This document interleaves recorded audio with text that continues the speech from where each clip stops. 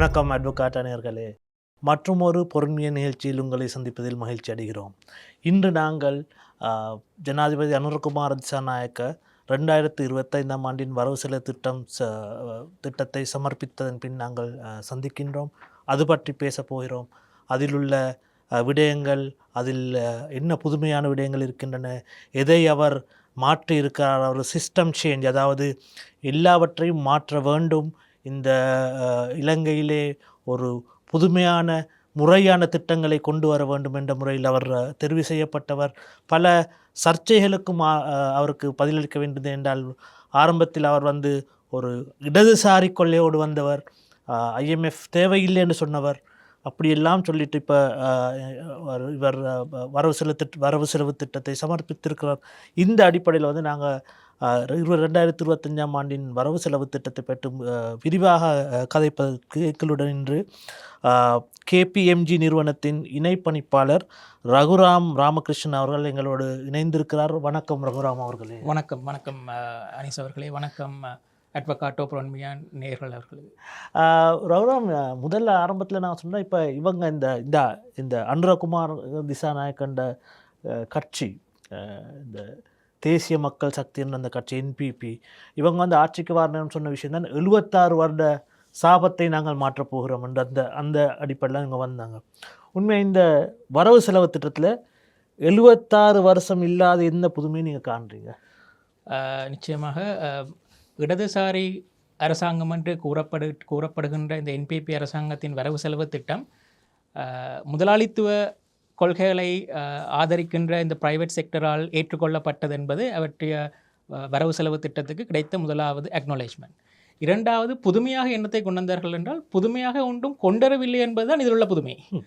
ஏனென்றால் நீங்கள் பல பாதுகை பார்க்கும் பொழுது மக்கள் பாதுகை பார்ப்பது எங்கு நமக்கு வரிச்சலுகை கிடைக்கின்றது, வாகன இம்போர்ட்டுக்குரிய வரி குறைப்பு நடைபெறுகின்றதா, அல்லது அரசு சம்பளங்கள் கூட்டப்படுகின்றதா என்பதை எதிர்பார்த்து காத்திருந்த அப்படி பழக்கப்பட்ட உங்களுக்கு இந்த ஃபிஸ்கல் கன்சல்டேஷன் சொல்லப்படுகின்ற இந்த IMF ப்ரோக்ராமுக்கு அமைவாக இந்த பாதுகை தயாரித்து வழங்கியமை இந்த அரசாங்கம் IMF திட்டத்தின் கீழே அமைவாக போகின்றது என்பதற்குரிய எடுத்துக்காட்டாகத்தான் நாங்கள் பார்க்கின்றோம். ரகுராம், உண்மையாக அந்த IMF திட்டத்துக்கு கீழே போக வேண்டி இந்த அரசாங்கம் தள்ளப்பட்டிருக்கிறதா, அல்லது வேறொரு தெரிவில்லாமல் அவங்க அதை செய்ய வேண்டி இருக்கிறதா? என்ன நிலைமையில் அவங்க அதை செய்கிறாங்க? வரவிருக்கிற இந்த அரசாங்கம் முன்னைய அரசாங்கங்களில், இப்பொழுது இருக்கிற அரசாங்கம் முன்னைய 76 ஆண்டுகளாக இருந்த அரசாங்கத்தின் செயற்பாடுகள் சிறந்த முறை இல்லாத காரணத்தினால் இலங்கையானது 2022ஆம் ஆண்டு இந்த வங்குரோத் நிலைமை அடைந்தது. வங்குரோத் நிலைமை அடைந்த காரணத்தினால் IMF உள்ளே வந்து IMFலிருந்து ஒரு 3 வருட ப்ரோக்ராமுக்கு நாங்கள் இருக்கின்றபடியால் இந்த அரசாங்கம் அதை பின்பற்ற வேண்டிய ஒரு கட்டாயத்தில் இருக்கின்றார்கள். அவர்களால் புதிதாக ஒன்றையும் இன்வென்ட் பண்ண முடியாது இப்பொழுது நிலைமைக்கு. கிட்டத்தட்ட 2028ஆம் ஆண்டு வரையும் இன்னும் ஒரு 3 வருட காலத்திற்கு IMF பொருளாதார திட்டங்கள் இருந்தால் மட்டும்தான் இலங்கையானது இவ்வாறான ஒரு போக்கையும் எதிர்பார்த்து கொண்டு நாங்கள் வளர்ச்சியை நோக்கி போகலாம். அந்த திட்டத்திலிருந்து நாங்கள் விலகுவோமாக இருந்தால் மறுபடியும் 2022 ஏற்பட்ட நிலைமைதான் வரும் என்பதுதான் நிறைய பொருளாதார நிபுணர்களின் கருத்தாக இருக்கின்றது. ரகுராம், நீங்கள் பார்த்தீங்கன்னா நீங்கள் சரியாக சொன்னீங்க. 2022 ஏற்பட்ட அந்த பொருளாதார நெருக்கடி, இப்போ இந்த வரவு செலவு திட்டம் அந்த பொருளாதார நெருக்கடியிலிருந்து நாங்கள் ஒரு ரிக்கவரி மீளெழுந்து மறுபடியும் வந்து கொண்டிருக்க நிலைமையில் ஒரு சமர்ப்பிக்கப்பட்ட பாதிட்டாக தான் நாங்கள் இதை காண்றோம். அந்த அடிப்படையில் இந்த வரவு செலவு திட்டத்தை நீங்கள் எப்படி காண்றீங்க? இதில் உண்மையாக அந்த நாங்கள் பொருளாதார நெருக்கடிக்குள்ள மறுபடியும் ஆளாகாமல் இருப்பதற்கான திட்டங்கள் இருக்கின்றனவா? நிச்சயமாக திட்டங்களும் அதை நோக்கிய ஒரு பிரயாணமாக தான் நாங்கள் பார்க்கின்றோம். ஏனென்றால் 3 முக்கிய விடயங்களை நான் இந்த பட்ஜெட்டில் பார்க்கின்றேன். முதலாவது, அரசாங்கத்தின் வருமானம் GDPயில் 15% விட அதிகமாக இருக்க வேண்டும் என்பது IMFின் கோரிக்கை. அதைத்தான் அவர்கள் அதை நோக்கி போய்கொண்டிருக்கிறார்கள். 2022 வெறுமனே 12% இருந்தது. போன வருடம் நாங்கள் அரசாங்கம் எதிர்பார்த்ததை விட அதிகளவான வரி வருமானத்தை கலெக்ட் பண்ணக்கூடியமாக இருந்தபடினால் போன வருடமே நாங்கள் அந்த 15% டார்கெட் அடைந்துவிட்டோம். அதை இப்படியே மெயின்டைன் பண்ணுறது அடுத்த வருஷம் முதலாவது பெரும் விஷயமாக பார்க்குறேன். ரெண்டாவது, பிரைமரி பேலன்ஸ். பிரைமரி பேலன்ஸ்ன்றது அரசாங்கத்தின் வருமானம் செலவினத்தில், வட்டி தவிர்ந்த செலவினத்தில் பாசிட்டிவ் பேலன்ஸ் இருக்கணும்ன்றது IMFின் மிகப்பெரிய முக்கியமான ஒரு கட்டாயமாக இருக்கின்றது. அதை கூட இந்த அரசாங்கம் இந்த இதில் நான் பார்க்கின்றேன். மூன்றாவதாக பட்ஜெட் டெஃபிசிட். IMFின் டார்கெட் 5 விட குறைவாக இருக்கணும் என்றது அவர்கள் அதை அடைய முடியவில்லை. ஆனால் 6.7 அந்த ரேஞ்சுக்கு கொண்டு வந்ததை முதலாவது வெற்றியாக பார்க்கின்றேன். அப்போ அந்த செலவினத்தை கூட்டி இருக்கின்றார்கள். ஆனால் எதிர்பார்த்த அளவு மக்கள் எதிர்பார்த்த அளவு அல்லது ஒரு இடதுசாரியாக எதிர்பார்க்கப்பட்ட அளவு அதிகரிப்பை அவர்கள் ஏற்படுத்தவில்லை என்பது முதலாவது வெற்றியாக நான் பார்க்கின்றேன், பொருளாதார ஸ்திரத்தின் அடிப்படையாக கொண்டு. இந்த அரசாங்கம் வர்றதுக்கு முதல்ல ஆட்சிக்கு வர்றதுக்கு முதல்ல ஐஎம்எஃப் அல்லது சர்வதேச நாணய நிதியத்தின் கொள்கைகளோடு ஒத்து போகலை. அவங்க சொன்னாங்க நாங்கள் இதை மாற்றுவோம், இதில் நாங்கள் சில மாற்றங்கள் ஏற்படுத்தோம். சில வேளையில் அவங்க இதை நாங்கள் முழுதாக நாங்கள் நிராகரிச்சுட்டு நாங்கள் ஐஎம்எஃப் எங்களுக்கு தேவையில்லை, நாங்கள் எங்களுக்கு தேவையான பொருளாதார கொள்கையை நாங்கள் கொண்டு வரோம்னு சொன்னாங்க. ஆனால் இப்போ முழுதாக இவங்க ஐஎம்எஃபோடு செல்ல வேண்டி இருக்குது. இதை எப்படி நீங்கள் காண்றீங்க? அதாவது இது ஒரு நல்ல விஷயமாக்குறது இல்லைங்கிற, அல்லது இது ஒரு இது அது கட்டாயத்துக்குள்ளாக்கப்பட்டார்களா, அல்லது இது எங்களோட இந்த பொருளாதார நெருக்கடி காரணமாக இதை எப்படி நீங்கள் காண்றீங்க? நான் இதை பார்க்கணும், ஒரு கட்டாயத்தின் காரணமாகத்தான் இந்த அரசாங்கம் அதை தொடர்ச்சியாக ஃபாலோ பண்ணுதுன்றது நான் கருதுகின்றேன். ரெண்டாவது, ஆல்டர்னேட்டிவ் அப்ரோச் ஒன்றும் இல்லை. உங்களுக்கு தெரிஞ்சிருக்கும், பிரசிடென்ட் எலெக்ஷன்ஸுக்கு தொடங்குவதற்கு ஒரு கிழமை அல்லது 2 கிழமைக்கு முதல் தான் நாங்கள் எக்ஸ்டர்னல் கிரெடிட்டர்ஸோட ஒரு ஃபைனல் அக்ரிமெண்ட்டை நாங்கள் சைன் பண்ணது. அப்பொழுது கூட என்பிபி கட்சியிலிருந்து சில முக்கியமான அமைச்சர்கள் கூறினார்கள், நாங்கள் இதை வேறு விதமாக டெட் சஸ்டைனபிலிட்டி அனாலிசிஸ் பண்ணுவோம் என்று சொல்லி. ஆனால் இதுவரையும் அவர்கள் அதை பண்ணாததை அவர்கள் அதில் கட்டாயமாக அதை ஃபாலோ பண்ண வேண்டிய ஒரு நிலைமையில் தள்ளப்பட்டதாக கருதுகிறேன். இது நாட்டு மக்களுக்கு இப்பொழுது கொஞ்சம் சிரமமாக இருந்தாலும் இன்னும் ஒரு 2-3 வருடங்களுக்கு நாங்கள் போகும்பொழுது நாட்டு மக்களும் அதற்குரிய ஃப்ரூட்னு சொல்வார்கள், டிவிடெண்ட் என்று சொல்வார்கள், அதை அனுபவிக்கக்கூடியதாக இருக்கும். உங்களுக்கு ரிசர்வ் நன்மைகள், ரிசர்வ் வாரதசம் $5 பில்லியன் கொண்டு வந்தது. மற்றது அன்இன்டரப்டட் சப்ளை வருகின்ற 2 காரணமும் நாங்கள் இந்த ஐஎம்எஃப் கோட்பாட்டுக்குள் இருக்கிறது. அதே போல் ஒரு மிக முக்கிய நிகழ்வு நடந்திருக்கின்றது. அதாவது நமது நாடு உலகளவும் ரெஸ்ட்ரிக்டட் டிஃபால்ட், வங்குரோத்து என்று கூறப்பட்டிருக்கின்ற நாடு வங்குரோத்து நிலைமையிலிருந்து வெளிவந்து CCC ரேட்டிங் என்ற ரேட்டிங் வந்திருக்கு. அது ஸ்பெகுலேட்டிவ் ரேட்டிங் தான், நாங்கள் பிக்கு போகணும். பட் அட்லீஸ்ட் CCC என்று வந்ததே ஒரு மிகப்பெரிய வெற்றியாக கருதுகின்றோம். நாங்கள் இப்பொழுது இன்ட்ரெஸ்ட்டுகளும் சில லோனையும் ரீபே பண்ண தொடங்கிட்டோம். இப்போ நாங்கள் ஒரு நார்மல் நிலைமைக்கு, நார்மல் சிச்சுவேஷனுக்கு நாங்கள் வங்குரோத்து நிலையிலிருந்து மேலே வந்திருக்கிறோம். ஆனால் அதிலிருந்து இன்னும் போக வேண்டிய தூரம் நிறைய இருக்கின்றது. இப்போ இதில் எல்லாம் முடிஞ்சது, ஆங்கிலத்தில் out of the wood, still not out of the wood, இன்னும் பிரச்சனை இருக்கின்றது. இதே அதனால தான் ஆரம்பத்தில் கூறினேன், இந்த அரசாங்கம் கட்டாயமாக இந்த பாதையின் வழிதான் செல்ல வேண்டும். இந்த பாதையை கொஞ்சம் விலகினாலும் மறுபடியும் 2028 இருக்கின்ற நிலைமை வரும் என்பது தான் எதிர்பார்த்து கொண்டிருந்தார்கள். ஆனால் இந்த அரசாங்கம் இதுவரையிலும் சிறப்பாகத்தான் செயற்பட்டு கொண்டிருக்கின்றது. நிறைய பேர் அதை நான் கூறின மாதிரி இடதுசாரி என்று நினைத்து கொண்டிருந்த நிறைய பேர் இப்பொழுது இல்லை, இது ஒரு பொருளாதாரத்தை முன்னேற்கக்கூடிய ஒரு பட்ஜெட்டாக இருக்குது என்று கருதுவதே மிகப்பெரிய வெற்றி. உங்களுக்கு தெரியும், ஸ்டாக் மார்க்கெட் எப்படி இதை பெர்ஃபார்ம் இதுகளை டேக் பண்ணுது என்று பார்க்கும்பொழுது தெரிகின்றது எப்படி பிரைவேட் செக்டர் இந்த அரசாங்கத்தை நம்புகின்றது என்றது. இப்போ நாங்கள் வரவு செலவு திட்டம் என்று பார்க்கணும், பிரதானமாக நாங்கள் பார்க்குற விஷயம்தான் வரிகள்.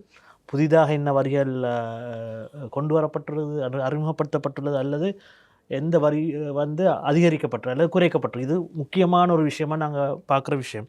இந்த வரவு செலவு திட்டத்தில் அவங்க சொல்கிற விஷயம் நாங்கள் எந்த வரியும் நாங்கள் புதிதாக எந்த வரியும் அறிமுகப்படுத்தவில்லை. என்ன நடந்திருக்கு? வளமையாக என்ன நடக்குது என்றால், ஒவ்வொரு வருடமும் பட்ஜெட் பாதுகாடு பேச்சின் போது தான் ஏதாவது வரி மாற்றங்கள் அப்பொழுது தான் கொண்டு வரப்படும்.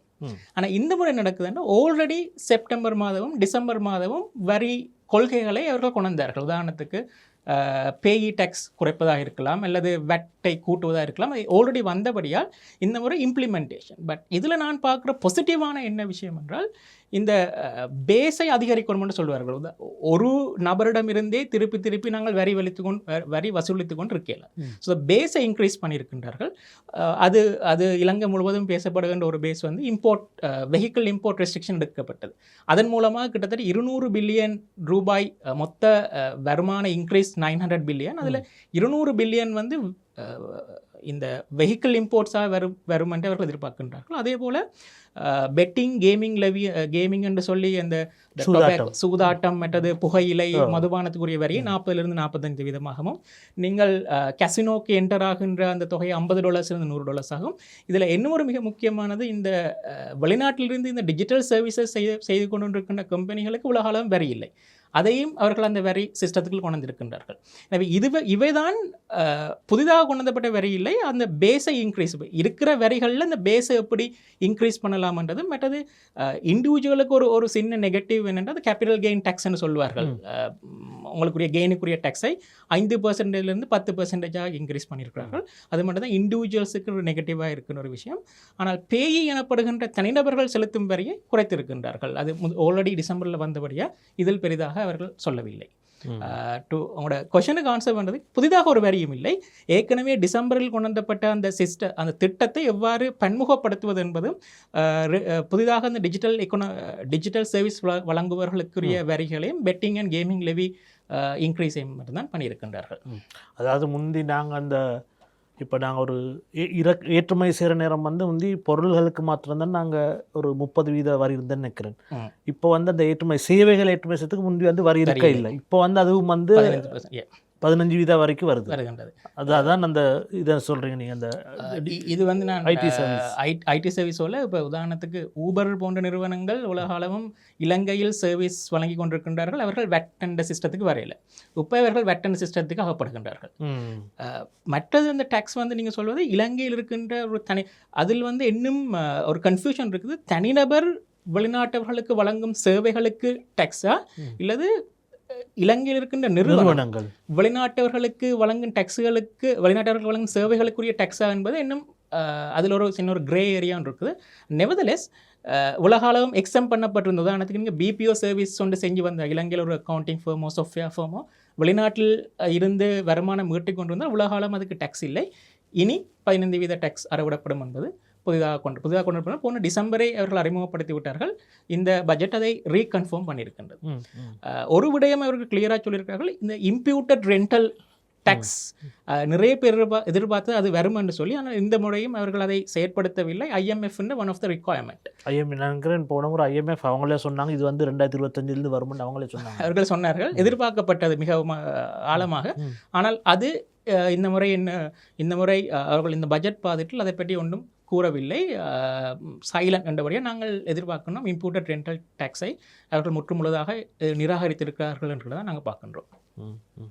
மற்ற இந்த துண்டு விழும் தொகை, பட்ஜெட் டெபிசிட்னு சொல்கிற துண்டு விழும் தொகை 2.2 ட்ரில்லியன் அல்லது 2200 பில்லியனாக அவங்க எஸ்டிமேட் பண்ணியிருக்கிறாங்க. உண்மையில் இது கடந்த 2024 அதிகரிச்சிருந்தாலும் அந்த ஜிடிபியோடு நாங்கள் அந்த மொத்த உற்பத்தியோடு நாங்கள் ஒப்பிட்டு அது குறைஞ்சிருக்கு 6.7%. உண்மையில் இந்த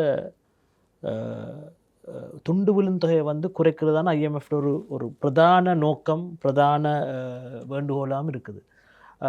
இது உண்மையாக அந்த நீங்கள் சொன்ன மாதிரி அவங்க ஒரு IMF இப்போ ஒரு டிராஸ்டிக்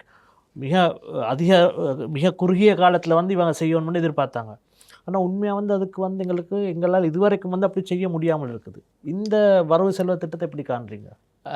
நீங்கள் குறிப்பிட்ட மாதிரி IMF ஒரு 3 வருட காலத்தில் வரபடியால் அவர்கள் அதிக உச்சமான செயற்பாடுகளை எதிர்பார்ப்பார்கள். அதில் ஒன்று தான் இந்த பட்ஜெட் டெபிசிட் குறைக்க சொல்லி. ஒரு ஆய்வு சொல்கின்றது, இலங்கையின் செலவினம் கிட்டத்தட்ட இப்போ 22% ஜிடிபியில் இருக்கின்றது. அந்த 22% எமது போன்ற நாடுகள், மிடில் இன்கம், லோ இன்கம் கண்ட்ரிஸுக்கு அது அவரேஜ். இப்போ எங்களுக்கு என்ன பிரச்சனை என்றால் வருமானத்தை அதிகரிக்கணும். அப்போ IMF சொல்கிறதும் அதை நீங்கள் வருமானத்தை அதிகரிக்க வேண்டும் என்று சொல்லி. நான் பார்க்குறேன் இந்த அரசாங்கமும் செலவுகளை பெரிதாக குறைக்காமல் வருமானத்தை அதிகரிப்பு மூலமாகத்தான் அந்த பட்ஜெட் டெபிசிட்டை அவர்கள் குறைத்து கொண்டு போகலாம்னு எதிர்பார்க்கின்றார்கள். அப்போ IMF 5 எதிர்பார்க்கின்றது, இவர்கள் இன்னும் 6.7 இருக்கின்றார்கள். ஆனால் வருகின்ற பிளான் வருமானத்தை அதிகரிப்பாக தான் இருக்கின்றது. மற்ற இன்னும் ஒரு விஷயம், உலகாலமும் ஒரு பாசிட்டிவ் நாட்டுக்கு 2 வருடங்களாக உங்களுக்கு தெரியும் செலவினத்தில் ரிகரண்ட் எக்ஸ்பெண்டிச்சர் ஒன்று இருக்கின்றது, கேபிட்டல் எக்ஸ்பெண்டிச்சர் ஒன்று இருக்குது. நடைமுறை செலவுகள்லாம் இன்ட்ரெஸ்ட் எக்ஸ்பென்ஸாக இருக்கலாம் அல்லது சேலரிகள், கிராண்ட். கேபிட்டல் எக்ஸ்பெண்டிச்சர் என்பது மூலதன செலவீடுகள். இப்போ உலகாலமும் மூலதன செலவீட்டில் தான் குறைச்சி கொண்டு அரசாங்கம் சமாளித்து கொண்டு வந்தது. இப்போ இந்த முறை அவர்களுக்கு கொஞ்சம் லீவே கிடைத்தபடியால் மூலதன செலவை கிட்டத்தட்ட 500 பில்லியனாக அதிகரித்திருக்கிறார். 500 பில்லியனாக அதிகரித்திருக்கின்றது. அந்த கட்டிடங்கள் கட்டுவதற்கு பாடசாலைகள், ஐடி பார்க், ஹாஸ்பிட்டல்ஸ், ரோட் நெட்வொர்க்னு சொல்லிட்டு இவை வந்து லாங் டேர்ம் இக்கனாமிக் பெனிஃபிட்டுக்கு ஒரு அடிப்படையான ஒரு விஷயமா இருக்குது. அதே நேரத்தில் ஒருவேளை இந்த ரெவென்யூ டார்கெட்டை மிஸ் பண்ணப்பட்டால் இந்த 500 பில்லியனில் கை வைத்து குறைக்க அப்போ அதுக்கு ஒரு லீவே ஒன்று வைத்திருக்கின்றார்கள் என்பது எமது எதிர்பார்ப்பு இந்த பட்ஜெட்டில். அதாவது அவங்களுக்கு அந்த அவங்களோட வருமானம் கிடைக்கலாட்டி இதை வந்து குறைப்பாங்க. முதலாவதாக மூலதன செலவில் தான் கை வைத்ததை குறைப்பார்கள். ஏனென்றால் நடைமுறை செலவு எப்படியோ செலவு செஞ்சு கொண்டு தான் இருக்கணும். பட் பாசிட்டிவ் என்னென்னா கேபிட்டல் எக்ஸ்பெண்டிச்சர் 2 வருடங்களுக்கு பிறகு ஒரு 3 வருடங்களுக்கு பிறகு அதிகரிக்கப்பட்டிருக்கின்றது.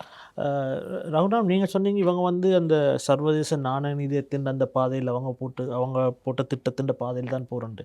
ஆனால் சர்வதேச நாணய நிதியத்தின் அல்லது IMF ஒரு கொள்கை தான் SOE, அதாவது அரசாங்கத்துக்கு சொந்தமான நிறுவனங்களை லாபம் ஈட்டுறதாக மாற்றணும், அல்லது வந்து நட்டத்தோட ஓடுற அந்த வியாபாரங்கள் வந்து மூடணும், அல்லது அவங்கள வந்து தனியார் மயப்படுத்த பண்ணணும்னு ஒரு கொள்கையில் அவங்க இருந்தாங்க. இவங்க வந்து அதை மறுத்தாங்க. அவங்க சொன்னாங்க நாங்கள் வந்து தனியார் மயப்படுத்த மாட்டோம், அதை வந்து நாங்கள் அரசாங்கமே செயற்படுத்தப்படுவோம்னு சொன்னாங்க. அதே நேரம் இன்னொரு கொள்கை தான் அந்த அதோடைய வாரம் தான் இந்த எங்களோட அரசாங்க சேவையில் உள்ள ஊழியர்கள் எண்ணிக்கையை பார்த்திங்கன்னா 1.6 மில்லியன். இது வந்து கிட்டத்தட்ட 16 பேர், இலங்கையில் 16 பேருக்கு ஒருத்தர் வந்து ஒரு அரசாங்க ஊழியராக இருக்கிறாங்க. இது வந்து சரியான அதிகமான ஒரு அதிகமான ஒரு எண்ணிக்கையாக இருக்குதாங்க. இப்போ இதை குறைக்க சொன்னாங்க. ஆனால் இவங்க என்ன செஞ்சுருக்காங்க, ஒன்று வந்து அவங்களோட சம்பளத்தை கூட்டியிருக்கிறாங்க, ரெண்டாவது வந்து இன்னும் 30,000 பேர் சேர்த்துக்கொள்ளணும்னு சொல்லியிருக்கிறாங்க. இது ஒரு ஒரு ஒரு உண்மையாக வந்து அந்த கொள்கைக்கு முரணாக இருக்குது. இது எப்படி காண்றீங்க நீங்கள்? இது 2 விடயங்கள். முதலாவது நான் உங்களுடைய அரச ஊழியர் விஷயமாக பார்ப்போம். இதை அரசாங்கமே ஒத்துக்கொண்டிருக்கின்றது. 1.6 மில்லியன் என்றது ஒரு அதிகமாக ப்ளோட்டட், அதுதான் ஒன் ஆஃப் த ரீசன். ஆனால் அண்மையில் அனுரகுமார திசாநாயக்க பிரசிடென்ட் அவர்கள் கூறியிருக்கின்றார்கள், நாங்கள் அந்த அரச ஊழியர்கள் என்று பார்த்தாலும் அதில் 3 விதமாக பிரிக்கலாம். உச்ச CEO லெவல் உயர் அதிகாரிகள், நடுத்தர அதிகாரிகள், கீழ்த்தர அதிகாரிகள். இப்போ கீழ்த்தர அதிகாரிகளில் தான் நிறைய ஓவர் சப்ளையாக இருக்கின்றதுன்றதும், நடுத்தர மற்றும் மேல்தர அதிகாரிகளுக்குரிய ரிக்வயர்மெண்ட் இன்னும் அதிகமாக இருப்பதாக கொடுக்கின்றார்கள். அந்த 30,000 பேர் எங்கே கொண்டே நான் நினைக்கிறேன் மோஸ்ட்லி அண்டர் கிராஜுவேட்டை தான் டார்கெட் பண்ண வேண்டியிருக்கு.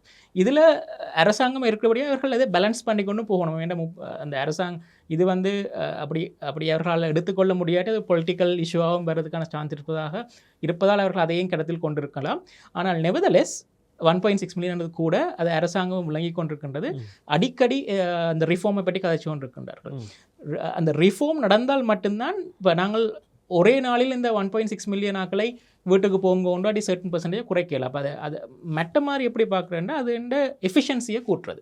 இப்போ எஃபிஷியன்சியை கூட்டுறதுக்கு வந்து நாங்கள் கமர்ஷியல் ஆப்ரேஷன், ஒரு ப்ரைவேட் செக்டர்ன்ற ஆப்ரேஷன் லெவலில் போனால் தான் அதை நாங்கள் அதிகரித்து கொள்ள முடியும். இப்போ உங்களுக்கு தெரியும், இந்த முறை பட்ஜெட்டில் நினைக்கிற முதல் முறையாக அந்த பட்ஜெட் ஸ்பீச் அந்த டாக்குமெண்ட்டில் ஒரு சேலரி ரேஞ்சும் கொடுத்துருக்கின்றாங்க. Professors, doctors. இப்போ அது அவர்களின் அந்த சேலரி ரேஞ்ச், இப்போ ஒரு அட்டர்னி ஜெனரல் இல்லாட்டி ஒரு சீனியர் ப்ரொஃபஸர்ன்ற சேலரி ரேஞ்ச் கிட்டத்தட்ட ஒரு 250,000 300,000 இருக்குது. அது வந்து ஒரு தனியார் துறையில் ஒரு மிட் லெவலில் இருக்கின்ற ஒரு ஆள் கொடுக்கின்ற சம்பளம். ஒரு CEO லெவல்னா தனியார் இதில் ஒரு 1 மில்லியன் 1.5 மில்லியனுக்கு இருக்கும். அப்போ அப்படியும் ஒரு கொஷன் இருக்குது. அப்போ எப்படி நீங்கள் சரியான ரைட் டேலண்ட்டை வந்து அரச துறைக்கு நீங்கள் எடுத்துக்கொள்ளலாம்? அப்போ 300,000 ரூபா சம்பளம் எடுக்கின்ற ஒரு சீனியரால் அவரால் வாழ்க்கை நடத்த முடியும்? அப்போ கொரப்ஷன் வரத்தானே செய்யும் என்ற ஒரு கன்சர்னும் இருக்கின்றது. அப்போ அதனால் நாங்கள் எதிர்பார்ப்பது என்னென்றால் அவர்கள் டெமசெக் என்று சொல்லப்படுற சிங்கப்பூரியன் மாடலுக்கு அதை பற்றி கதைச்சிருக்கேன். அப்போ நிறைய காலமாக அது இருக்குது, புதுசாக ஒரு விஷயம் இல்லை. கடந்த 5-6 வருடங்களாக 2001 அந்த ரணில் காலத்தில் 2001-2004 ரணில் விக்ரமசிங்க அரசாங்கம் இருந்த நேரம் சந்திரிகாட ஜனாதிபதியின் கீழ் ரணில் விக்ரமசிங்க பிரதமராக இருந்த நேரத்திலிருந்து இந்த விஷயம் உண்டு. ஆனால் இன்னும் இம்ப்ளிமெண்ட் பண்ணல. இப்போ இந்த மாதிரி சொல்லிங்க ஒரு ஹோல் கம்பெனியோட உருவாக்கி அதில் ப்ராஃபிட் மேக்கிங் கம்பெனிஸ் அதில் ட்ரான்ஸ்ஃபர் பண்ண போகிறோம்னு சொல்லி அதை கமர்ஷியலாக ஆப்ரேட் பண்ண சொல்லி. இதில் நடக்குமெண்டா 2 விஷயம். ஒன்று, இந்த SOE வந்து அரசாங்கத்தை நம்பி இருக்கின்றார் முதலாவது. அப்புறம் அரசாங்கத்துக்கு டிவிடெண்ட்கள் கொடுப்பார்கள். உதாரணத்துக்கு இப்போ பேங்க் ஆஃப் சிலோன் வந்து அரசாங்க வங்கி, ஆனால் அவர்கள் ப்ராஃபிட் மேக் பண்ணி கொஞ்சம் டிவிடெண்ட் அனுப்பி கொண்டு இருக்கின்றார்கள். அதே மாதிரி அண்மையில் CEBM சிப்பெட்கோவையும் வந்து தன்னிறைவு பெறக்கூடிய ஒரு விஷயமாக கொண்டு வந்துருக்கல. அவைகளெல்லாம் இதற்கு ட்ரான்ஸ்ஃபர் பண்ண முடியும். முடியும். இப்போ அது ஒரு ஒரு ஒரு ஒரு காத்திரமான ஒரு முனைவாக பார்க்கின்றேன். அது ஆஸ் யூஷுவல் என்ன பிரச்சனை என்றால் இம்ப்ளிமெண்டேஷன். நீங்கள் சொன்ன மாதிரி கிட்டத்தட்ட 24 வருடங்களாக இதை பற்றி கதைத்து கொண்டிருந்தால் இந்த வருடத்தில் என்ன மாறிவிட போகின்றது என்ற ஒரு கொஷனும் இருக்குது. அதோடு நாங்கள் எஸ்ஓஇயில் இருக்கிறபடியாக உங்களுக்கு தெரியும் ஸ்ரீலங்கன் ஏர்லைன்ஸுக்கு 20 பில்லியன் ரூபாய் அலோகேட் பண்ணியிருக்கிறாங்க. ஸ்ரீலங்கன் ஏர்லைன்ஸ் நாங்கள் வேல்யூ பண்ணாங்க இது எவ்வளோத்துக்கு விற்கலாம்னு சொல்லி. அப்போ நாங்கள் வேல்யூ பண்ண தொகையும் அரசாங்கம் எதிர்பார்க்கின்ற தொகைக்கும் நிறைய கேப் ஒன்று இருக்குது. அப்போ எந்த ஒரு இன்வெஸ்டரும் வந்து ஒரு லாஸ் மேக்கிங் கம்பெனியை வாங்க மாட்டார்கள், சீப்பாக கிடைச்சி தான் வாங்கினோம். அப்போ அதனால் அரசாங்கம் டிசைட் பண்ணிச்சு ஓகே செல் பண்ணுறது நாங்களே வச்சிருக்கலாம். இப்போ இந்த 20 பில்லியன் இதுக்குள்ள போடுறது வந்து டேக்ஸ் பேயர்ஸ் மணி. இப்போ நான் எதிர்பார்க்குன்னு என்னென்னா இப்போ இந்த டெட் இந்த லோன் அதாவது டெட்டை இவர்கள் அதிலேருந்து எடுத்தால் அந்த கடனை அந்த பேலன்ஸ் ஷீட்லேருந்து எடுப்பதன் மூலமாக ஸ்ரீலங்கன் ஏர்லைன்ஸை ஒரு ஒரு ஒரு ஒரு பாசிட்டிவான தன்மையாக காட்டி அதன் மூலமாக இன்வெஸ்டரை அட்ராக்ட் பண்ணுற ஸ்ட்ராட்டஜி கடன் இல்லாத ஒரு நிறுவனமாக ஈஸியாக விற்கலாம் என்பதுதான் அவர்கள் லாங் டேர்ம் பிளானாக இருக்குமோ தெரியாது. இந்த 20 பில்லியன் ஸ்ரீலங்கன் ஏர்லைன்ஸுக்கு அலோகேட் பண்ணினது வந்து ஈவன் ப்ரைவேட் செக்டரில் எங்களுக்கு வந்து பார்க்க வேறு எங்கேயாவது போட்டிருக்கலாம், இல்லாட்டி அதை அசட்டையாவது செல் பண்ணி வச்சிருக்கலாம், இல்லாட்டி வேறொரு மேனேஜ்மெண்ட் முந்தைய உங்களுக்கு தெரியும் எமிரேட்ஸ் ரன் பண்ணிக்க 2000 ஆண்டில் ப்ராஃபிட்டாக இயங்கின ஒரு நிறுவனம் இப்போ லாஸ் மேக்கிங் போதலாம். அந்த மாதிரியான ஒரு முயற்சிகளை ஈடுபட்டு இருக்கலாம் என்பது எமது கருத்தாக இருந்தது. ஆனால் இனி போக தான் தெரியும் அந்த 20 பில்லியன் என்னமாக. உண்மையாக அந்த 20 பில்லியனை பார்த்தீங்கன்னா வந்து அது வந்து மக்களின் பணம். அதில் வந்து இந்த ஸ்ரீலங்கன் ஏர்லைன்ஸை பற்றி அறிஞ்சிருக்காது, அதை பற்றி கண்டிருக்காது, அதில் அதை வந்து பயன்படுத்தி இருக்காத ஆட்கள் கூட அதுக்கு வந்து பே பண்ணியிருக்கிறாங்க. மற்ற நீங்கள் பார்த்தீங்கன்னா இப்போ ஒரு இன்னொரு சொன்ன விஷயம் வந்து இந்த டிஜிட்டல் எக்கனாமி, ரைட்? இந்த தகவல் தொழில்நுட்பத்தை பொருளாதாரத்தை கொண்டு வந்து எல்லாத்தையும் டிஜிட்டல் மயப்படுத்துறதை பற்றி சொல்லியிருந்தேன், ரைட்? அது ஒன்று சொல்லியிருந்தேன். இன்னொன்று சொல்லியிருந்தேன் வந்து காசு இல்லாத பணம் இல்லாத ஒரு பொருளாதாரத்தை கொண்டு வர, அதாவது கேஷ்லெஸ், ரைட்? காசு நாங்கள் இப்போ நோட்டுகள் எங்களுக்கு நாங்கள் பாவனையில் இருக்காத ஒரு பொருளாதாரத்தை கொண்டு வரோம். இது எப்படி எங்களோட எதிர்காலத்தில் எங்களுக்கு எப்படி உதவ போகுது? இதையும் இன்னும் ஒரு மிக சிறந்த ஒரு ப்ரொபோசலாக பார்க்குறேன். ஏற்கனவே டிஜிட்டல் எக்கனாமி என்றது எனக்கு தெரியும் 2000 ஆண்டில் இருக்கும்னு தெரியும். ஆனால் 6 வருடங்களாக இதை பற்றி கதைச்சு கொண்டிருக்கிறார்கள். அண்மையில் ஒரு நினைக்கிறேன் அட்வொகாட்டோ ரிசர்ச்சில் தான் இந்த வெட் சிஸ்டம் வந்த பிறகு எமது இக்கொனமியில் நிறைய பணப்புழக்கம் லைக் கேஷ் புரள்வு அதிகமாக இருக்கின்றதுன்றதை ஒரு தரவு காட்டுகின்றது. அப்போ மக்கள் என்ன செய்கின்றார்கள் என்றால் வெட்டை டிஜிட்டல் மூலமாக நீங்கள் உங்களோட கார்ட் மூலமாக டிரான்சாக்ஷன் செய்யும்போது, ஆன்லைன் மூலமாக டிரான்சாக்ஷன் செய்யும்போது இது ரெக்கார்ட் பண்ணப்படும். அப்போ கேஷ் மூலமாக டிரான்சாக்ஷன் நடந்தால் இந்த லூப் ஹோல்ல இருந்து கொஞ்சம் தப்பி வெளியில் வரலாம். அது நார்மலாக செய்கிற ஒரு விஷயம். அப்போ அது எமது இக்கொனமியில் அது அதிகமாக இப்போ அண்மை காலங்களில் அதிகமாக இருக்கின்றது, நிறைய பணப்புழக்கம் இருக்கின்றது. அப்போ இதை எப்படி அவர்கள் நிகேட் பண்ண பார்த்துருக்காங்கன்னா ஒரு மிக சிறந்த ஒரு முன்மொழி வந்து POS, point of sales. VAT register பண்ணப்பட்ட கம்பெனிகள் கட்டாயமாக பிஓஎஸ் சிஸ்டம் மூலமாக தான் உங்களோட டிரான்சாக்ஷன் செய்யணும். இப்போ பிஓஎஸ் சிஸ்டம் டிரான்சாக்ஷன் செய்யக்க அது வந்து ஐஆர்டிஓவில் பேக்கெண்டில் கனெக்ட் பண்ணியிருக்கும். நீங்கள் ஒரு 1000 ரூபாவோ 2000 ரூபா டிரான்சாக்ஷன் பண்ணினா அது அங்கே ரெக்கார்ட் ஆகும். நீங்கள் அதுக்கேற்ற மாதிரி வெட் பே பண்ணுகிறீர்களா என்றதை அவர்கள் அவதானித்து கொண்டிருப்பார்கள். இப்போ அது ஒரு மிகச்சிறந்த முன்மொழிவு. இந்த டிஜிட்டல் எக்கனாமி என்று வரைக்கும் இந்த டிஜிட்டல் ஐசி என்ற ஒரு விடயம் வருகின்றது. அது ஒரு மிக முக்கியமான, எனக்கு மக்களுக்கு அதை பற்றி சரியான தெளிவு இருக்குதா என்பது எனக்கு தெரியவில்லை. இந்தியாவில் ஆதார் சிஸ்டம் என்று கூறுவார்கள். ஒவ்வொரு நபருக்கும் எங்களுக்கு இருக்கிற என்ஐசி மாதிரி ஒரு டிஜிட்டல் என்ஐசி ஒன்று இருக்கும். அப்போ அது பொருளாதாரத்தில் பின்தங்கியுள்ள மக்களுக்கு இப்போ கிராண்ட், இப்போ அது கோஸ்ட்ன்னு சொல்ல, இப்போ உதாரணத்துக்கு அரசாங்கம் வந்து காசை ட்ரான்ஸ்ஃபர் பண்ணும், பட் அப்படி ஒரு நபர் இருக்கிறான்னு நீங்கள் போய் பார்த்தீங்கன்னா அங்கே யாரும் இருக்க மாட்டோம், இது வேறு ஒரு ஆளுடைய பாக்கெட்டில் போய்கிட்டுருக்கு. அப்போ இப்போ இந்த மாதிரி ஒரு டிஜிட்டல் எக்கனாமி ஒரு என்ஐசி ஒன்று வந்ததுன்னா அந்த பயனாளர்கள்கிட்ட டிரெக்டாகவே ட்ரான்ஸ்ஃபர் பண்ணலாம். அதே நேரத்தில் நீங்கள் ஒரு வங்கி கணக்கொண்டு ஓப்பன் பண்ணிக்க உங்களோட டிஜிட்டல் ஐசிஐ காட்டினாவே வங்கி கணக்கொண்டு ஓப்பன் பண்ண முடியும். மற்றது இந்த டேக்ஸுக்குள்ளே நிறைய பேரை கொண்டாடுறதுக்குரிய ஒரு விடயமாகத்தான் பார்க்கின்றேன். அதே போல் இப்பொழுது நீங்கள் ஒரு வாகனம் வாங்கி ரெஜிஸ்டர் பண்ணணும் என்றால் உங்களுக்கு டின் நம்பர் கட்டாயம் இருக்கணும். டின் நம்பர் இருந்தால் மட்டும் தான் நீங்கள் ரெஜிஸ்டர் பண்ணலாம். இந்த வாரான ஒரு விடயங்களை மிகச்சிறந்த ஒரு முன்வழிவாக பார்க்குறேன். ஏனென்றால் நிறைய டேக்ஸ் லீக்கேஜஸ் இருக்குது. இப்போ இலங்கை வந்து ஒரு எதிர்பார்க்குற மாதிரி புவர் கண்ட்ரி இல்லை. அதில் காஸ்ட் டிரான்சாக்ஷன் அடிப்படையில் பார்க்க எங்களை ரெவன்யூன்னு கூடணும். பட் ஏன் கூட இல்லையேண்டா இந்த மாதிரியான லீக்கேஜஸ்கள் வந்து அதிகமாக இருக்கின்ற காரணத்தினால் அப்போ அதை அட்ரஸ் பண்ணியிருக்கின்றத ஒரு சிறந்த விடயமாக தான் நாங்கள் பார்க்கின்றோம்.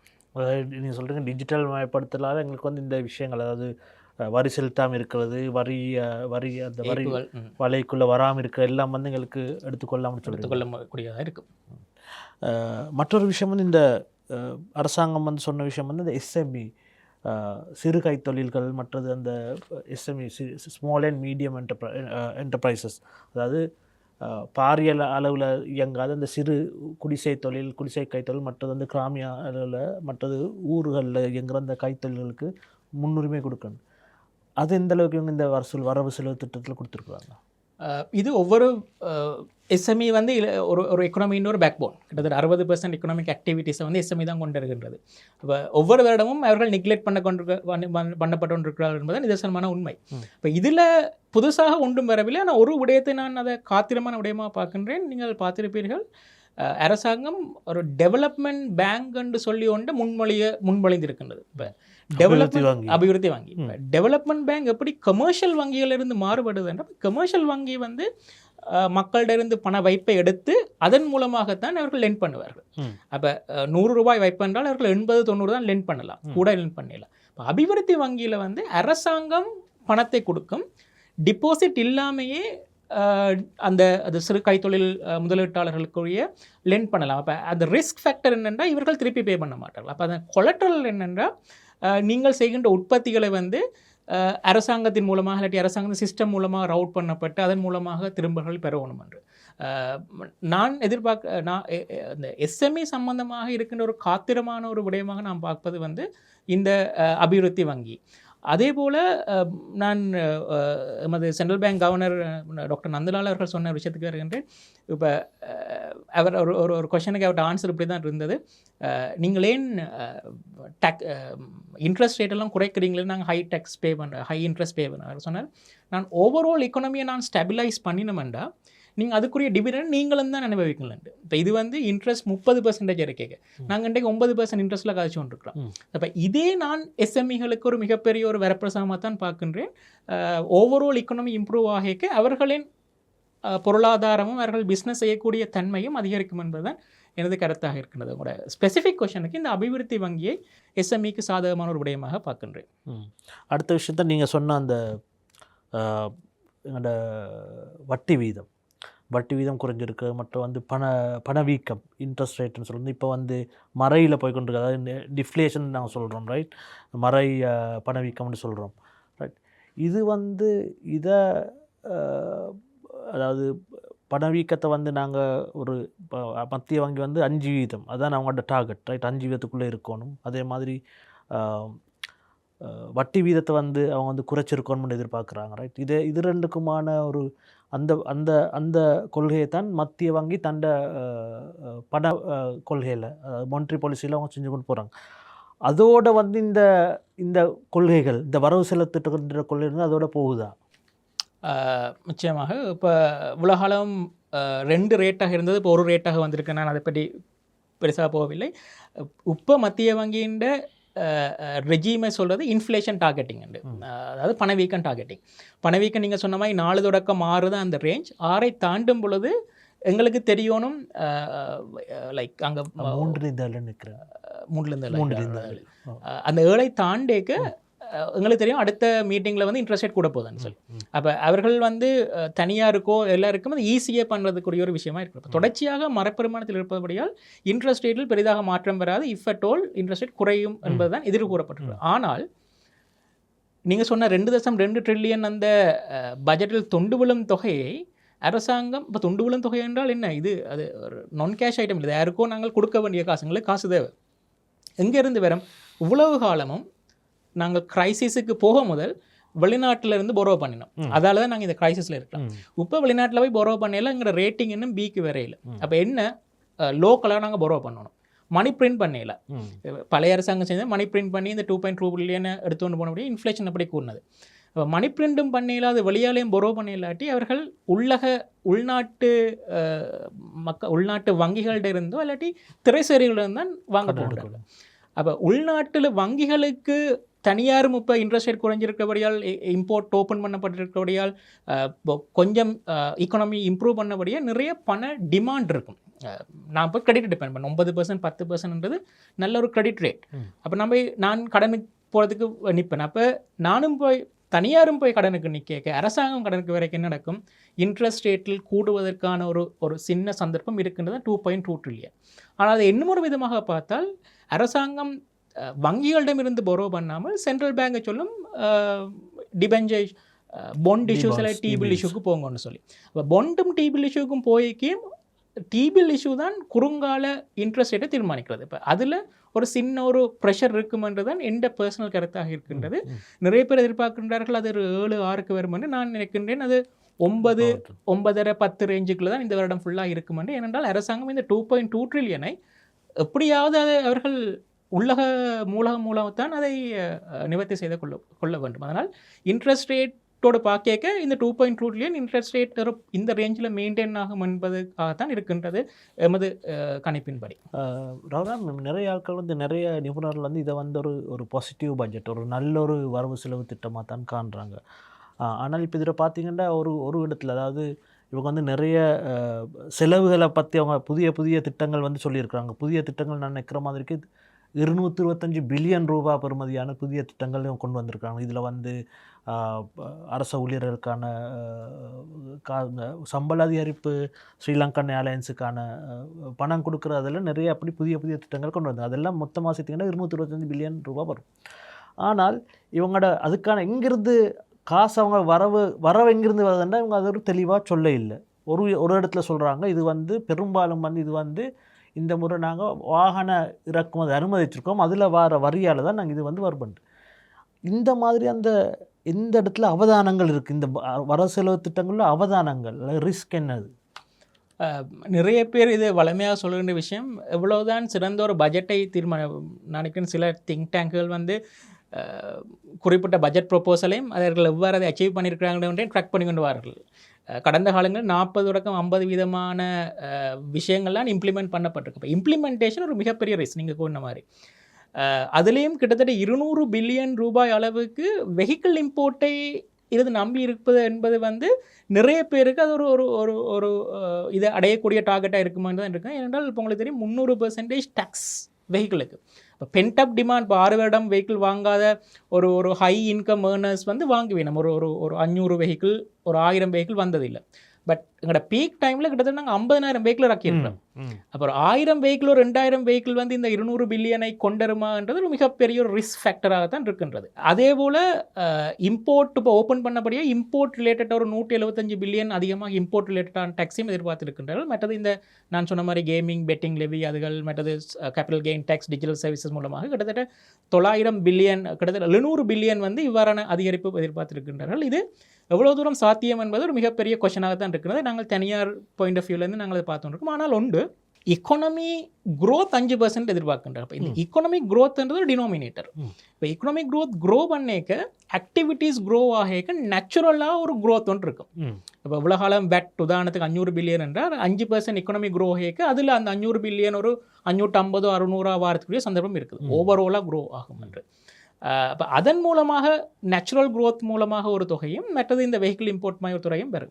அதை அவர்கள் எவ்வாறு அதை பேலன்ஸ் பண்ணுறார்கள் என்றால், நான் அப்போது கூறின மாதிரி இந்த கேபிட்டல் எக்ஸ்பெண்டிச்சர் 700 பில்லியன்லேருந்து 1.5 ட்ரில்லியனாக அதிகரித்திருக்கின்ற அந்த 750-800 பில்லியனில் தான் முதலாவதாக கை வைப்பார்கள் என்றது எனது பர்சனல் எதிர்பார்ப்பாக இருக்கின்ற. ஒருவேளை இதை நாங்கள் அச்சீவ் பண்ண முடியாது ரெவன்யூ டார்கெட்டில், எங்கே நாங்கள் குறைக்கலாம் என்றால் இந்த கேபிட்டல் எக்ஸ்பெண்டிச்சர் தான் குறைபடும்.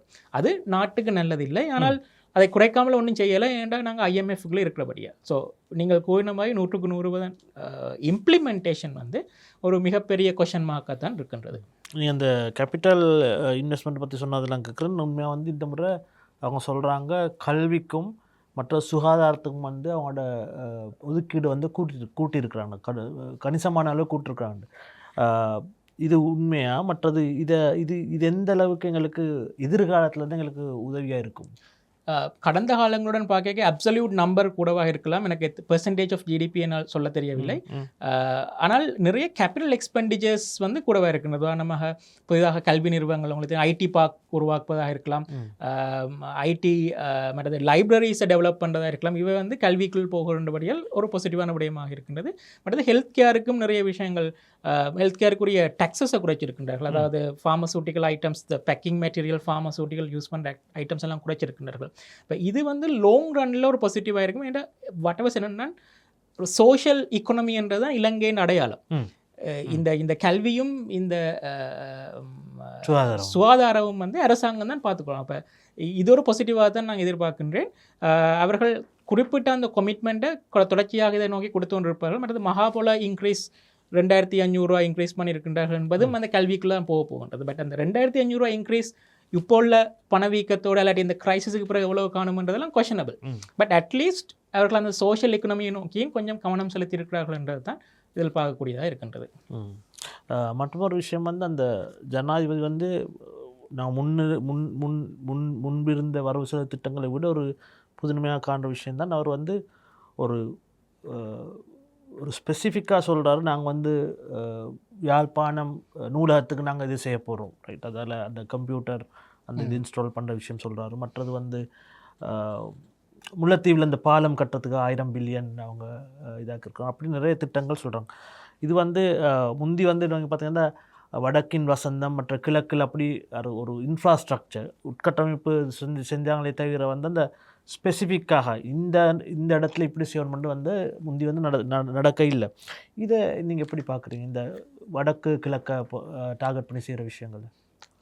உலக அளவும் இப்போ அண்மையில் கூட ஒரு பாராளுமன்ற உறுப்பினர் வந்து தமது பிரதேசத்துக்கு முந்தியிருந்த ஜனாதிபதிகள் தங்களுடைய பிரதேசங்களை மட்டும் பலப்படுத்தினார்கள், மற்றவர்கள் கொடுக்கவில்லை என்ற ஒரு கோட்பாடு ஒன்று இருந்தது. இந்த முறை அவர்கள் வடக்கு கிழக்கையும் இலங்கையின் மற்ற விடயங்களோட சேர்த்து இன்டிகிரேட் பண்ணியிருக்கின்றது ஒரு பாசிட்டிவான ஒரு விஷயமாக தான் பார்க்க வேண்டியிருக்கின்றது இப்போ உள்ள இந்த கால நிலைமைகள்.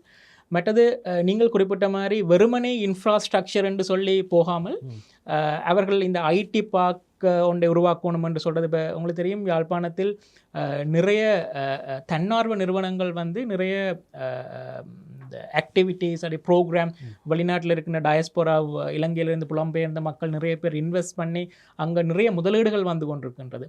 அப்போ நான் இதை ஒரு டயஸ்போராவின் சப்போர்ட்டை எடுக்கும் ஒரு விடயமாகவும் அதே நேரத்தில் வடக்கையும் கிழக்கையும் ஒரு அதாவது முழு இக்கொனமியில் ஒரு உள்ளடங்கும் ஒரு விடயமாகத்தான் பார்க்கின்றேன். லாங் டேர்மில் இது ஒரு பாசிட்டிவான விடயமாக இருக்க வேண்டும். ஏனென்றால் வடக்கும் கிழக்கும் நாங்கள் எதிர்பார்க்கின்றதை விட மிக அதிகமாக வளர்ந்து கொண்டிருக்கின்றது. அப்போ எங்களுக்கு சரியான தரவுகள் இல்லை. இப்போ உதாரணமாக இப்போ பெர் கேபிட்டா இன்கம் வந்து வடக்கில் இருந்தால் அவர்களின் இன்கம் வந்து முழுமையாக ஒரு அவர்கள கைத்தொழில் சார்ந்த ஒரு பொருளாதாரம். அவர்கள் வீட்டில் ஒரு தேங்காய் வளர்ப்பதாக இருக்கலாம். அப்போ அதெல்லாம் நேஷனல் ரெக்கார்ட் ஆகாது. அப்போ இவ்வாறான ஒரு விடயம் மூலமாக போகின்றபடியால் அவர்கள் வடக்கையும் கிழக்கையும் ஸ்பெஷல் கவனம் செலுத்தியிருப்பதன் மூலமாக எங்களுடைய மொத்த தேசிய உற்பத்திக்கு இவை 2 மாகாணங்களின் இம்பார்ட்டன்ஸ் வந்து எவ்வளோ முக்கியம் என்பதை அவர் விளங்கி இருக்கின்றார் என்பதும் அதை மக்களுக்கு தெரியப்படுத்தி இருக்கிறார் என்பதையும் நாங்கள் இதன் மூலமாக பார்க்கக்கூடியதாக இருக்கின்றது. மற்றொரு விஷயம் நீங்கள் சொன்ன டயஸ்போராவில் புலம்பெயர் மக்கள், இந்த புலம்பெயர் மக்கள் வந்து உண்மையாக இப்போ அவங்க அபிவிருத்தி அடைந்த நாடுகளில் போய் பண விஷயத்தில் வந்து அவங்க நல்ல, அதாவது இங்கே முதலீடு செய்யக்கூடிய அளவில் இருக்கிறாங்க. யுத்தம் முடிஞ்சதுக்கு பிறகு வந்து அவங்க இது வரைக்கும் வந்து அந்த முதலீடுகள் இங்கே பெரிய அளவில் கொண்டு வர விரும்ப இல்லை.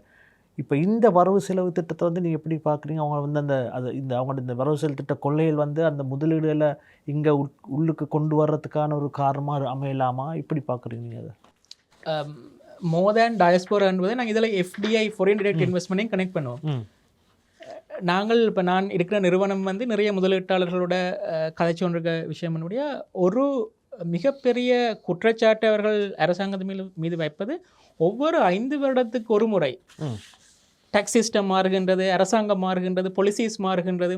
உங்களுக்கு தெரியும், அண்மையில் கூட ஒரு ஆஸ்திரேலியாவை சேர்ந்த எரிபொருள் ரீட்டைல் நிறுவனம் வந்து வெளியில் போகணும்னு சொன்னது. இந்தியாவை சேர்ந்த ஒரு மிகப்பெரிய முதலீடு ஒன்று வெளியில் போகின்றது.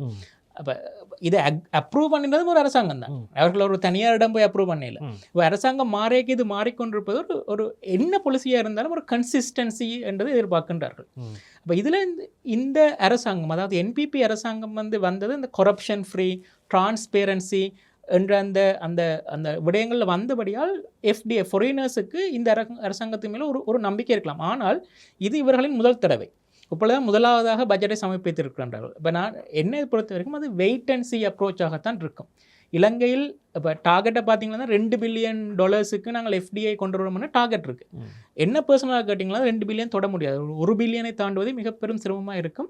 ஏனென்றால் அவர்கள் நம்பி வரமாட்டார்கள். இன்னும் எங்களோட ரிஸ்க் ப்ரீமியம் என்று சொல்வார். அவர்கள் உங்களுக்கு தெரியும் ஒரு முதலீட்டால் அந்த முதலீட்டில் ரிட்டர்ன் எதிர்பார்க்கணும். ம். அப்போ இலங்கையில் முதலிடுறதுக்கு பதிலாக அவர்கள் அமெரிக்காவில் கொண்டு மணியை பார்க் பண்ண அவருக்கு 5% ரிட்டர்ன் வருமெண்டா ம். இலங்கைக்கு வர வேண்டிய அவசியம் இல்லை. அப்போ இலங்கைக்கு வந்து எக்ஸ்ட்ரா ரிஸ்க் எதிர்பார்க்கின்றார். அப்போ அந்த ரிஸ்க் வந்து இன்னும் அதிகமாகத்தான் இருக்கின்றது என்ற பர்சனல் கருத்து.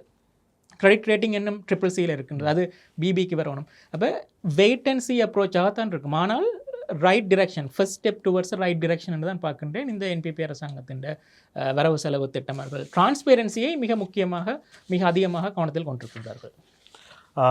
நன்றி ரகுராம் அவர்களே. இதுவரை நேரம் எங்களுடன் இணைந்து எங்கள் நேயர்களுக்கு இந்த வரவு செலவு திட்டத்தை பற்றி விளக்கமாக சொன்னமைக்கு நன்றி. அதோடு அரசாங்கம் எப்படி என்ன செய்கிறாங்க, அவங்களோட கொள்கைகளை பற்றியும் கொஞ்சம் விவரமாக சொன்னதுக்கு நன்றியை தெரிவித்துக் கொள்கிறோம். இதுவரை எங்களுடன் இருந்த பொன்னியம் நேயர்களுக்கு எமது நன்றிகள்.